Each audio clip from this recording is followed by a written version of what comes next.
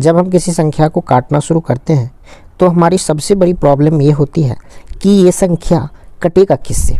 और अगर हम ये डिसाइड कर भी लेते हैं कि हमें इन संख्या को किसी खास संख्या से काटना है, तो हमें ये नहीं पता होता है कि ये संख्या उस खास संख्या से पूरी तरह कट भी पाएगा या नहीं। उसके बाद हम क्या करते हैं कि उसे काटना शुरू करते हैं, लेकिन लास्ट में हमें पता चलता है कि वो कटा ही नहीं। इस कन्फ्यूजन को दूर करने के लिए हमें काटने के नियम को जानना बहुत ज़रूरी होता है। इस नियम को जानने से ही हमें काटने से पहले पता चल जाता है कि ये संख्या किस संख्या से पूरी तरह से कट जाने वाला है। ठीक है, तो देखिए आज मैं आपको 3 से कटने का नियम बताऊंगा। पिछले वीडियो में मैंने 2 से कटने का नियम बता दिया है, वो आप जा कर के देखेंगे। आज देखिए कि 3 से किस तरह से कोई संख्या कट जाता है, किस तरह से हम ये जान पाते हैं कि ये संख्या 3 से पूरी तरह कट जाएगा। इसके लिए मैंने नियम लिख लिया है, आप भी देख लीजिए। नियम मैंने लिखा है कि जिस संख्या के अंकों के योगफल में 3 से पूरा भाग लग जाता है वह संख्या 3 से पूरी तरह कट जाती है।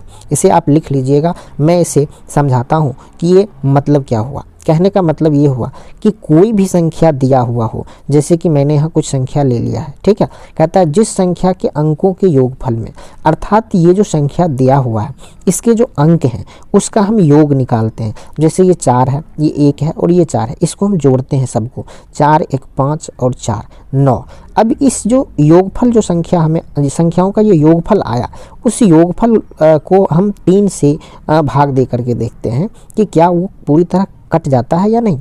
तो यहाँ 9 होता है, संख्याओं का योगफल 9 हो जाता है। 9 को 3 से हम पूरी तरह काट सकते हैं। ठीक है, तो इसका मतलब है कि ये संख्या भी पूरी तरह 3 से कट जाने वाला है। यही चीज़ हमें यहाँ पे लिखा गया है। ठीक है, यहाँ भी देखिए, यहाँ भी आप देखिएगा कि 9 और 4, 9 4 13, 13 1 14, 14 7 21। 21 एक ऐसी संख्या है जिसमें 3 से पूरा भाग लग जाता है। ठीक है, तो ये संख्या भी 3 से पूरी तरह कट जाएगा। हमें बिना किसी प्रकार के सोच विचार के इसे काट सकते हैं, इसको हम काट सकते हैं। ठीक है, उसके बाद इसे देखिए 7 5 12 6 18, 18 भी 3 से कट जाता है, इसलिए ये पूरी संख्या भी 3 से कट जाएगा।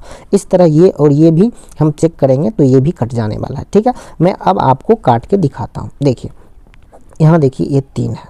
ठीक है, 3 है, इससे हम काटते हैं इसको, 3 इकाई 3 हो जाता है। ठीक है, इसमें 1 बच जाता है, 1 और 1, 1 पर 1 11 पढ़ते हैं इसको। ठीक है, फिर 3 तिया 9।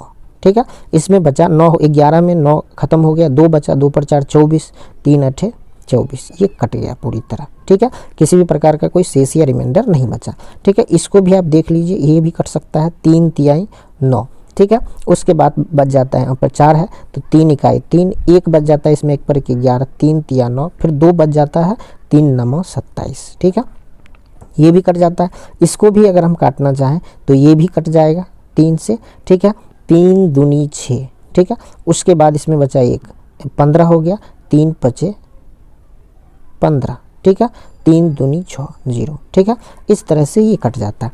अब ये है, इसको एक चीज़ इसको देखिए, इसको गौर कीजिए, तो ये जो संख्या है इसको भी हम जोड़ सकते हैं। 5 4 9, 9 7 16, 2 18 और 18 5 23, 23 1 24, 24 3 27। ठीक है, इस तरह से देखते हैं कि 27 जो है 3 से कट जाता है, इसलिए ये पूरी संख्या भी 3 से कट जाएगा। लेकिन कभी कभी इस लंबी संख्या को अगर हम नहीं जोड़ना चाहते हैं तो एक उपाय और भी है। ठीक है, वो बहुत ही आसान है। आप देखिए कि 9 9 का जोड़ा लगा करके इसको हटाते जाइए। जैसे देखिए यहाँ 5 और 4 9। ठीक है, इसको हटा दीजिए आप। अब हमें इसे जोड़ना नहीं, इसको देखिए 7 2 9, इसको भी हटा दीजिए। इसके बाद देखिए 5 1 6 6 3 9, यानी सभी जो है 9 9 का जोड़ा लग जाता है, यानी ख़त्म हो जाता है सभी। इसका मतलब है कि ये संख्या 3 से कट जाएगा। उसी तरह इसमें देखिए 8 4 12, 12 में 3 से लग रहा है, इसको हटा दीजिए। फिर 3 को भी हटा दीजिए, 3 में भी लग जाता है। फिर 7 2 9, 9 में भी लग जाता है। इस तरह से भी हम कर सकते हैं। ठीक है, ये भी बहुत ही आसान है। ठीक है, इसको देखिए 3 से काटते हैं। ठीक है, 3 इकाई 3 बच गया, इसमें 2, 2 पर 4 24, 3 8 24। ठीक है, उसके बाद 3 दूनी 6 हो गया, 1 पर 2 12 हो गया, 3 चौके 12 हो गया। ठीक है, फिर 3 इकाई 3 है, 2 बच गया, 2 पर 1 21, 3 7 21 और 3 इकाई 3। ठीक है, ये कट गया। उसी तरह इसको भी हम देखिए, इसको भी हम काटेंगे तो 3 दूनी 6। ठीक है, 2 पर 4 24, 3 8 24, फिर 3 इकाई 3, फिर 3 दूनी 6 और 12 हो गया, 3 चौके 12। ठीक है।